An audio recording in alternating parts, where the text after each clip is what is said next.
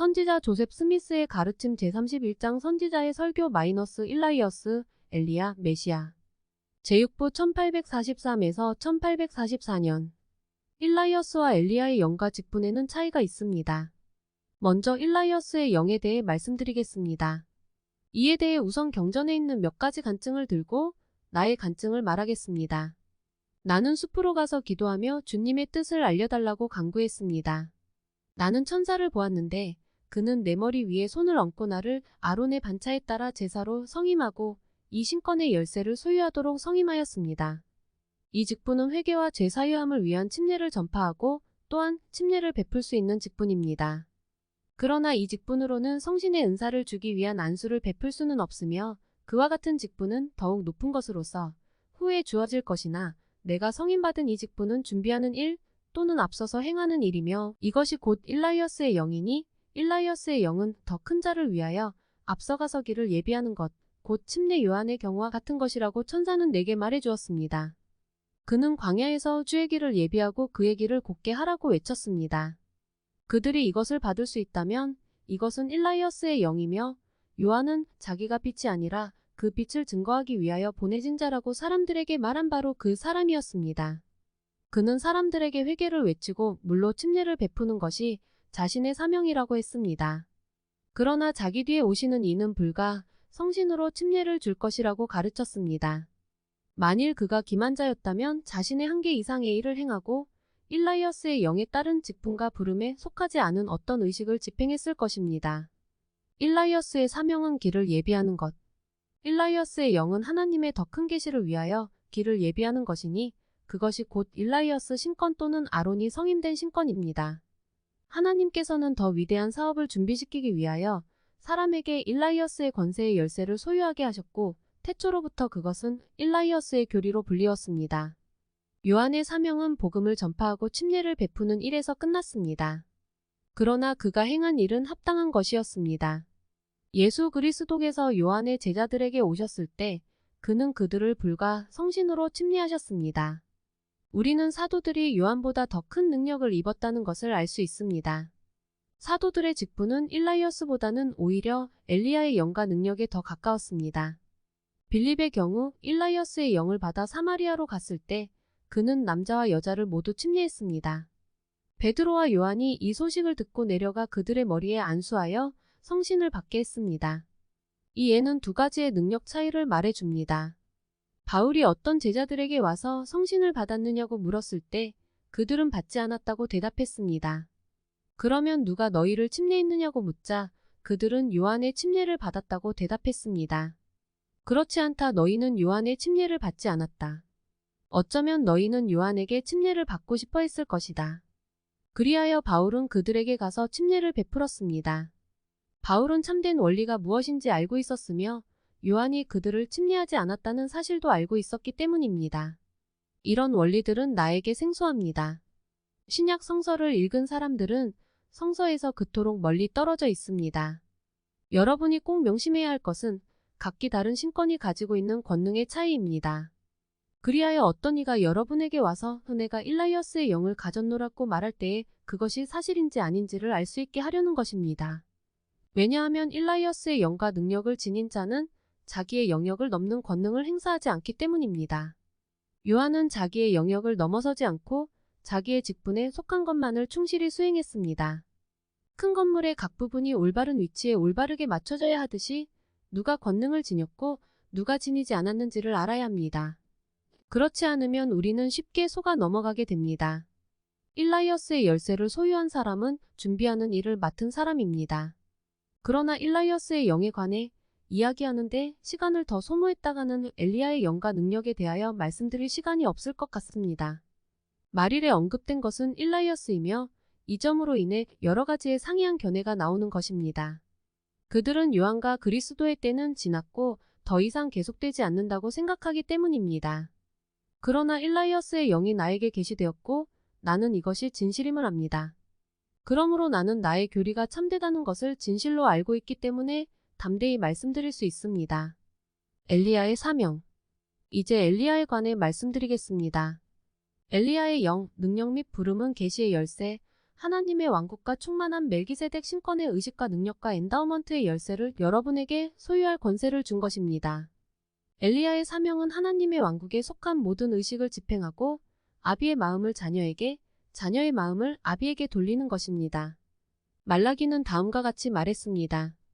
여호와의 크고 두려운 날이 이르기 전에 내가 선지 엘리야를 너희에게 보내리니 그가 아비의 마음을 자녀에게로 돌이키게 하고 자녀들의 마음을 그들의 아비에게로 돌이키게 하리라. 돌이키지 아니하면 두렵건대 내가 와서 저주로 그 땅을 칠까 하노라. 이제 내가 추구하는 것은 하나님의 지식입니다. 나는 그것을 얻기 위하여 나 스스로의 길을 걸을 것입니다. 우리는 이 말씀을 통해서 이 말일에 무엇을 이해해야 하겠습니까? 노아 때에 하나님께서는 홍수로 땅을 멸망시키셨습니다. 그리고 말일에도 불로 멸망시키리라고 말씀하셨습니다. 그러나 그 일이 있기 전에 먼저 엘리야를 보내어 아비의 마음을 자녀에게 돌이키게 하리라고 약속하셨습니다. 이것이 핵심입니다. 엘리야의 직분과 사명이 무엇입니까? 이것은 하나님께서 계시하신 가장 위대하고 중요한 주제의 하나입니다. 그는 엘리야를 보내어 자녀를 아비에게 또한 아비를 자녀에게 임봉시키게 하신 것입니다. 산자와 죽은 자를 위함. 지상에서 가족들의 난관을 수습하는 일은 단지 살아있는 자들에게만 국한된 책입니까? 절대로 그렇지 않습니다. 훨씬 광범위한 영역을 포함합니다. 엘리야여, 만일 당신이 이곳에 계시다면 무엇을 행하시겠습니까? 당신의 사업을 살아있는 사람에게만 국한시키겠습니까? 이 문제를 분명히 설명하고 있는 성구를 말씀드리겠습니다. 그 성구는 우리가 없이는 그들이 완전하게 될 수 없고 그들 없이는 우리가 완전하게 될 수 없다는 것을 말하고 있습니다. 자녀가 없이 아비가 완전해질 수 없고 아비가 없이 자녀가 완전해질 수 없다는 것입니다. 이것은 매우 중요한 원리이므로 여러분 모두가 이해하게 되기를 바랍니다. 우리가 엘리야의 영을 받을 때 죽은 자를 구속하고 하늘에 있는 우리의 조상들과 우리를 연결시킬 수 있으며 우리의 죽은 자들을 임봉하여 부활의 첫날 아침에 나오게 할 수 있습니다. 이 지상에 살고 있는 자를 하늘에서 살고 있는 자에게 임봉시키기 위하여 우리는 엘리야의 권능을 원하는 것입니다. 이것이 엘리야의 권능이며 여호와의 왕국의 열쇠입니다. 땅과 하늘에서의 임봉. 한 가지 예를 들어봅시다. 하늘에 계신 위대하신 하나님께서 여기에 있는 커틀러 신부에게 하늘 문을 여시고 그 자신을 계시하시며 말씀하시기를 내가 너에게 권한을 주노니 이것으로 네가 무엇이든지 땅에서 매면 내가 하늘에서 맬 것이라. 이제 네가 그 같은 권능을 가졌느니라고 하셨다고 가정해봅시다. 이 약속이 없어질 리가 있겠습니까? 절대로 없습니다. 그렇다면 엘리야의 열쇠로 여러분이 지상에서 임봉하는 것은 하늘에서도 임봉됩니다. 이것이 바로 엘리야의 능력이며 일라이어스와 엘리야의 영과의 능력상의 차이점입니다. 일라이어스의 영은 길을 예비할 뿐이며 엘리야의 능력은 부름과 택함을 굳게 하기에 충분한 것입니다. 그리고 이것은 우리가 죽은 행실을 회개하고 안수와 죽은 자의 부활 등에 관한 교훈의 털을 다시 닦지 않고 완전한 대로 나아가도록 권고받은 교리입니다. 우리는 아비 또는 조상이 없이 완전해질 수 없습니다. 우리는 그들로부터 계시를 받아야 하며 계시의 교리는 계시가 없는 교리보다 훨씬 우월하다는 것을 알 수 있습니다. 하늘로부터 계시된 단 하나의 진리가 현재 모든 종파의 주장과 맞먹는 가치가 있습니다. 이 엘리야의 영은 사탄으로부터 괴롭힘을 당하는 사람들을 구출하기 위해 사도 시대에 출현했었습니다. 그들로 하여금 주 예수의 날에 구원을 받도록 하기 위해서였습니다. 그들은 엘리야의 영에 의해 주의 날 또는 예수 그리스도의 계시의 날이 이르기까지 지옥의 정죄를 받도록 임봉되었습니다. 이것 때문에 세상은 택함의 원리에 대하여 서로 구구한 의견을 내놓고 논쟁하는 것입니다. 그러나 그들은 아무것도 알지 못합니다. 은혜로부터 떨어짐. 사람이 은혜를 입으면 항상 그 은혜 안에 있게 되느냐, 아니면 일단 은혜를 받았어도 그것으로부터 떨어져 나갈 수 있느냐에 관하여 감리교와 장로교의 교리가 맞서고 있는데 이에 관하여 몇 말씀 드리겠습니다. 감리교와 장로교가 모두 틀렸습니다. 진리는 그 두 이론 사이의 중간을 택하고 있습니다. 장로교에서는 이렇게 말합니다. 이 사람이 한번 은혜를 받으면 결코 그 은혜에서 떨어져 나갈 수 없다. 감리교의 주장은 다릅니다. 오늘 은혜를 받았어도 내일 은혜에서 떨어질 수 있고 그 다음날에 다시 은혜를 받을 수 있다. 그러나 경전의 교리와 엘리야의 영은 그 주장들이 모두 그릇된 것임을 보여줍니다. 경전에 따르면 사람이 하나님의 좋은 말씀을 받고 앞으로 올 세상의 권세를 맛보았으나 그것으로부터 떨어져 나간다면 그들이 하나님의 아들을 또 다시 십자가에 못 박고 모욕하는 결과가 되기 때문에 결코 새롭게 될 수 없습니다. 은혜를 받은 후라도 떨어져 나갈 가능성은 있으며 결코 새로워질 수 없습니다. 그리고 엘리야의 능력은 신권의 권세와 임봉으로 이루어진 것이므로 이러한 악을 결코 임봉할 수 없습니다. 나는 내가 제사하는 모든 교리를 명백하게 설명하여 그것이 튼튼한 기초가 되게 하겠습니다. 나는 내가 종사하고 있는 이 사업의 넓은 날개 밑에 나의 보금자리를 마련할 것이기 때문에 세상을 두려워하지 않습니다. 온통 지옥이 끓어오른다 해도 나에게는 하등 상관이 없습니다. 나는 다만 냄비 밑바닥을 긁어대는 가시로 여기겠습니다. 살인자는 용서받지 못함. 무죄한 자의 피를 흘린 살인자는 용서받을 수 없습니다. 다윗은 우리아를 죽인 일에 대하여 눈물을 흘리면서 하나님 앞에서 회개했습니다. 그러나 그는 지옥만을 통과할 수 있게 되었을 따름입니다. 그는 그의 영혼이 지옥에 머물지 않게 되리라는 약속만을 받았습니다. 다윗은 왕이었지만 결코 엘리야의 영과 능력 그리고 충만한 신권을 얻지 못하였으며 그가 받았던 신권과 그의 보좌와 왕국은 그에게서 거두어졌습니다. 그리고 말일에 다윗의 이름으로 그의 혈통에서 나온 다른 사람에게 주어지게 되었습니다. 베드로는 이 주제에 관해 오순절에 말했으나 무리는 베드로가 지녔던 엔다우먼트를 받지 않았고 며칠 후에 우리가 어찌할꼬? 라고 물었습니다. 베드로는 주님을 십자가에 못 박아 죽인 사실에 대하여 너희가 알지 못하여서 그러하였는 줄 아노라고 말했습니다. 그는 그들에게 회개하고 죄사유함을 위한 침례를 받으라고 말하지 않고 그러므로 너희가 회개하고 돌이켜 너희 죄 없이 함을 받으라 이같이 하면 유쾌하게 되는 날이 주 앞으로부터 이를 것이요 라고 말했습니다. 이것이 살인자들의 경우입니다. 그들은 무죄한 자의 피를 흘렸기 때문에 죄사함을 위한 침례를 받을 수 없었습니다. 엘리야의 임봉의 권세에 관한 교리는 다음과 같습니다. 여러분이 땅과 하늘에서 임봉하는 권세를 가진다면 여러분은 현명해져야 합니다. 여러분이 해야 할 첫 번째 일은 가서 여러분의 자녀를 이 지상에서 여러분에게 임봉시키고 여러분 자신을 영원한 영광 중에서 여러분의 조상에게 임봉시킨 다음 뒤로 물러서지 말고 계속 앞으로 나가면서 여러분이 할 수 있는 대로 지혜를 써서 많은 사람을 임봉시키십시오. 여러분이 하늘에 이를 때 아버지께서 약속대로 땅에서 임봉한 것을 하늘에서도 임봉해 주십사고 말할 수 있어야 합니다. 나는 하늘문을 통해 걸어 들어가서 내가 임봉한 자들과 나의 권고를 따른 자들을 위해 주장할 수 있습니다. 주님은 나에게 무엇이든지 구하면 주시겠다고 말씀하셨습니다. 나는 원수들 중에 몇이 회개하는 일이 없도록 그들을 죽여달라고 하나님께 구하기가 무서웠습니다. 나는 얼마 전에 주님께 나를 미주리 주지사의 손으로부터 건져달라고 간구했습니다. 이 간구가 성취되기 위해서는 그가 사라져야 했습니다. 그리고 다음에 듣게 된 소식은 레이놀즈 주지사가 자살했다는 것이었습니다. 나는 지금 세상에 대해 이렇게 경고하고 싶습니다.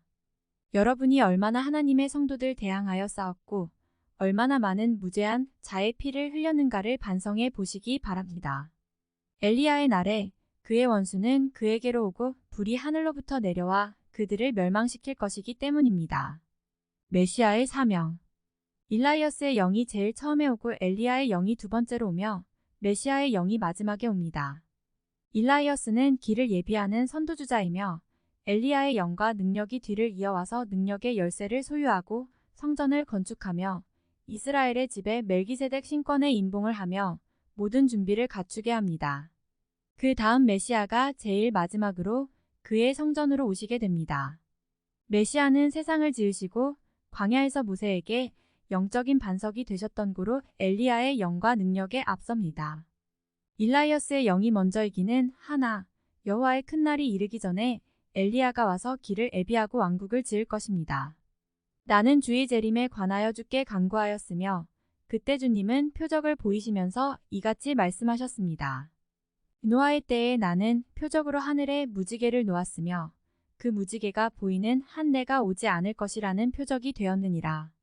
그러나 한 해에 씨 뿌리는 때와 거두는 때가 있어야 하나니 너희가 무지개의 사라짐을 볼 때 온 세계의 기근과 전염병과 큰 실망이 있게 될 것이고 메시아의 재림이 멀지 않았다는 것을 알라.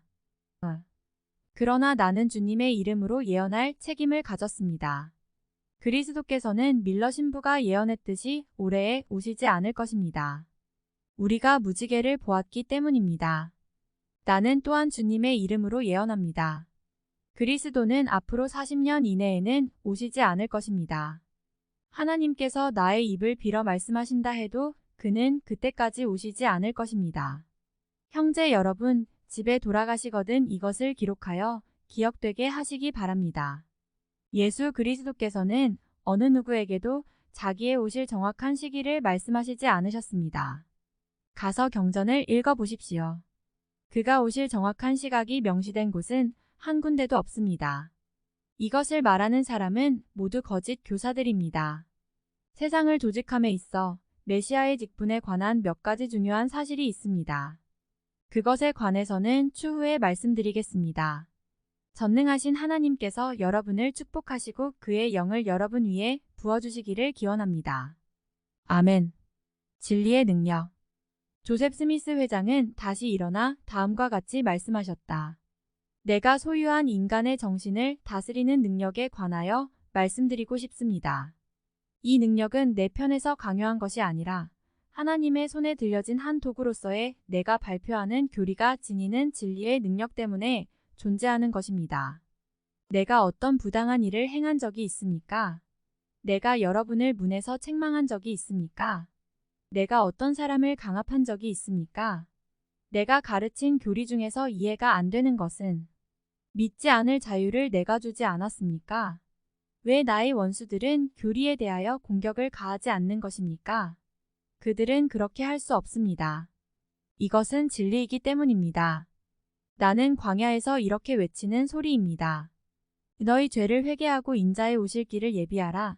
천국이 가까웠음이러라. 도끼는 나무 뿌리 곁에 놓여 있느니라. 무슨 나무든지 좋은 열매를 맺지 못하는 나무마다 전능하신 하나님께서 도끼로 찍어 불에 던지우리라.